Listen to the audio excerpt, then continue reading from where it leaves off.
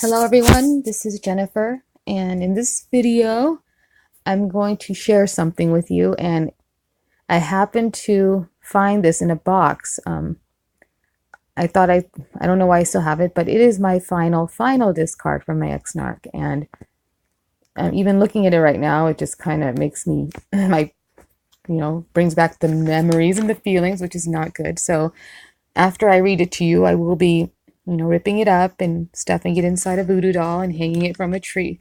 I'm just kidding. I'll be throwing it away though, for sure. And I'll read it to you, I guess, and then explain, what he's talking about, I guess. But this is kind of what it's like, the finale.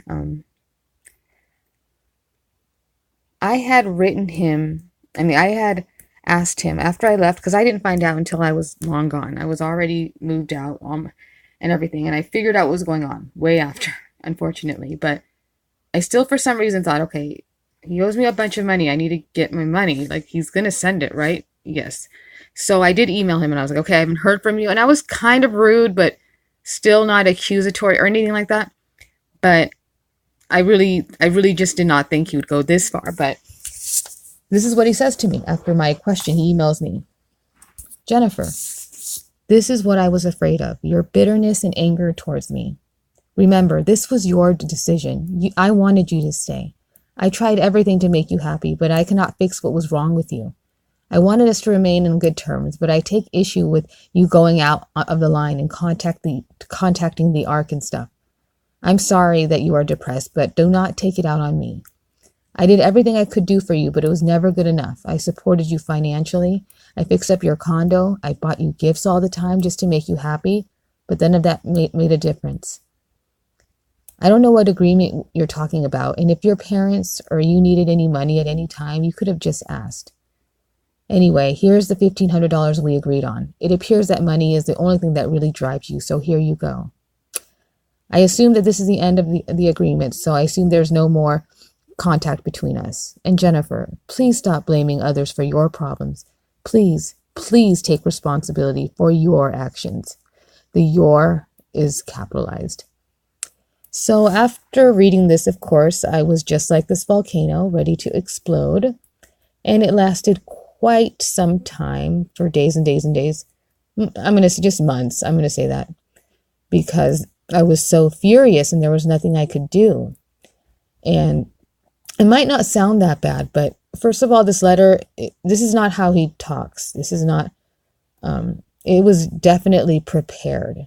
He doesn't know what agreement we're talking about. I'm just nuts. Now, let's just some of these things. Like he was going to take issue if I contact the ARC. Now, the ARC is a donation center, and yes, I did contact them because I was going to donate my own things. And he's going to take issue with this. Like, yeah, he's going to have a problem if I donate my own things. But I even got a call from the donation center in Colorado saying that, they received a call from my ex-boyfriend and they just don't want to get involved. So I'm like, what is he telling them? This isn't my things. Like, and it was it was several $1,000s worth of furniture. Really, I don't even care if that was to be like vindictive. This is my things, okay? And that's stealing. But let's see. I supported you financially. Okay. He mooched off. He lived with me 3 years rent free. He paid maybe $200 in bills, and just saved up a whole bunch of money. Okay. There's a lot I could add to this, but I just want to clarify some of these things because it's so opposite of the truth. Let's see. He fixed up my condo. I guess the only thing what I can think of is one time I came home and he had painted everything in the kitchen black and it looked like total crap. And he called it shabby chic, but it looked terrible. And he's lucky I didn't charge him for that, but that's what he did for me, he says. I bought you gifts all the time. You guys know all about this, but yeah, just dollar store crap. This is what he's talking about. Literal crap. And none of that made me happy. And as far as if you or your family need any money, you should have just asked. My parents have never required his assistance. He had always been poor prior to like the last year we were together. And for him to say that is very calculating to piss me off. As far as here is the 1,500 we agreed on. He would have need to added a zero, times that by 2, and then add a couple more thousand to make that even close to what he owes me. And it appears that money is what really drives you. This is a man that's been mooching off of me for 3 years, and he's calling me a money grubbing person. So, and then I'll assume that there's no need for further contact. And please take responsibility, Jennifer. So obviously reading this, especially on the first time, I was on fire.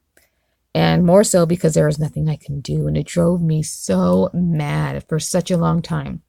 And I'm reading this out because I don't even like to look at, it's been a while, but this is not a good reminder or anything. And I will definitely throw this away, but I'm just reading this because maybe it can, relate to some of your guys' discards. Maybe you're there right now. Maybe you think it's so bad and you can't believe it. But whether yours is worse or, less bad or whatever, it doesn't matter. It's the discard, the total devaluing, the total nothingness that they make of you. And I think we can all relate to that, as part of our group, because it's so unique and it's very, very enraging, and it's so disheartening. And to not have any recourse is definitely something that's unique to this kind of abuse. So I just wanted to do that not because I want to be, talk crap and like point things out, because there's a lot more I could point out. This is just the basics, but I know how you feel, and it's horrible. And if you are experiencing this, just know that you're not alone. And I hope it's better than this, but just know that you're not alone, and that a lot of us, most of us, experience something. Our discard is terrible, and you're not alone. And that's it. Thanks.